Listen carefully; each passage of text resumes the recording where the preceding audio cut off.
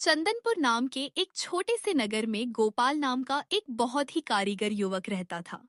वह लकड़ी के बेहद सुंदर खिलौने बनाता था। उसकी कला में जादू था, लेकिन उसकी किस्मत में जैसे हमेशा एक रुकावट लिखी थी। और वह रुकावट था उसका पड़ोसी श्यामलाल। गोपाल जो भी नया खिलौना बनाता, श्यामलाल अगले ही दिन वैसा ही घटिया खिलौना बनाकर अपनी दुकान पर सजा लेता। अरे भाई, आइए बच्चों के लिए हाथी घोड़े ले जाइए। मजबूत लकड़ी के बने हैं, सालों साल चलेंगे। अरे यहाँ आइए। वो हाथी घोड़े आपको यहाँ आधे दाम में मिलेंगे। बिल्कुल वैसा ही रंग, वैसा ही रूप। आइए, आइए। लोग सस्ता देखकर श्यामलाल की दुकान की तरफ भाग जाते। घटिया लकड़ी होने के कारण वे खिलौने जल्दी टूट जाते। लेकिन तब तक श्यामलाल मुनाफा कमा चुका होता था। गोपाल का व्यापार पूरी तरह ठप हो गया था। एक दिन गोपाल निराश होकर घर लौटा। राधा, अब मुझसे यह सब नहीं सहा जाता। आज मैंने नई तरह की रंग बिरंगी गुड़िया बनाई थी। श्यामलाल ने कल ही उसकी नकल करके बाजार में आधी कीमत पर उतार दी। मैं क्या करूं? क्या इस नगर को छोड़कर कहीं और चला जाऊं? निराश मत होइए जी। अंधी नकल करने वाला कभी अपना भला नहीं कर सकता। आप एक काम कीजिए, कल से बाजार जाना बंद कर दीजिए। घर के पीछे वाले गोदाम को पूरी तरह से बंद कर दीजिए। हम वहां अंदर ही अंदर कुछ नया काम करेंगे। मैं उस श्यामलाल का ऐसा इलाज करूंगी कि वह जिंदगी भर नकल करना भूल जाएगा। अगले दिन से गोपाल ने बाजार जाना बंद कर दिया और घर के पीछे वाले बड़े कमरे में छुप कर काम करने लगा। वह शहर से असली और महंगे चंदन की लकड़ियां लाया था और उनकी बेहद सुंदर और कीमती मूर्तियां बना रहा था। उधर बाजार में जब 2 दिन तक गोपाल नहीं दिखा, तो श्यामलाल के पेट में चूहे कूदने लगे। चंपा, ये गोपाल 2 दिन से दुकान पर क्यों नहीं आ रहा? जरूर वह कोई नया और बड़ा धंधा शुरू करने की सोच रहा है। तू एक काम कर, उसके घर जा और राधा से मीठी मीठी बातें करके पता लगा कि अंदर खिचड़ी क्या पक रही है। चंपा तुरंत मिठाई का एक डिब्बा लेकर राधा के पास पहुंच गई।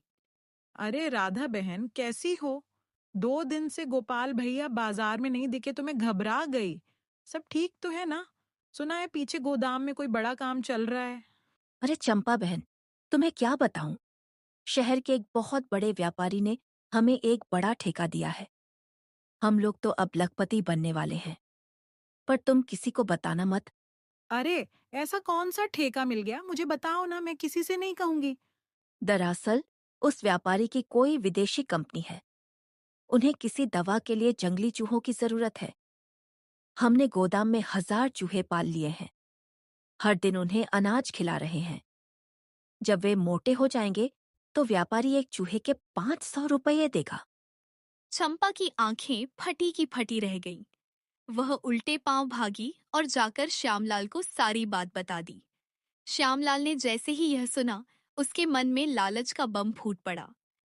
500 रुपये का एक चूहा, और मैं यहाँ लकड़ियां छील रहा हूँ। बस, आज से मेरा भी यही धंधा। मैं गोपाल से भी ज्यादा चूहे पालूंगा और उससे भी बड़ा अमीर बनूंगा। अगले ही दिन से श्यामलाल ने खिलौने बनाना बंद कर दिया।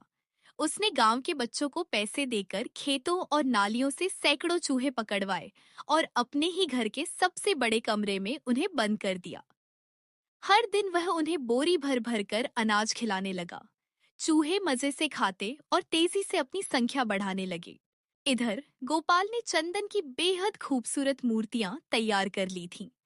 उसने शहर जाकर उन मूर्तियों को एक बड़े कला प्रदर्शनी में बेचा और एक ही दिन में लाखों रुपए कमाकर खुशी खुशी घर लौटा। राधा, तुम्हारी तरकीब काम कर गई। हमारी चंदन की मूर्तियां हाथों हाथ बिक गईं। अब हमें कभी पैसों की कमी नहीं होगी। तभी अचानक पड़ोस के घर से श्यामलाल की जोर जोर से रोने और चिल्लाने की आवाजें आने लगीं। गोपाल और राधा भागकर बाहर आए।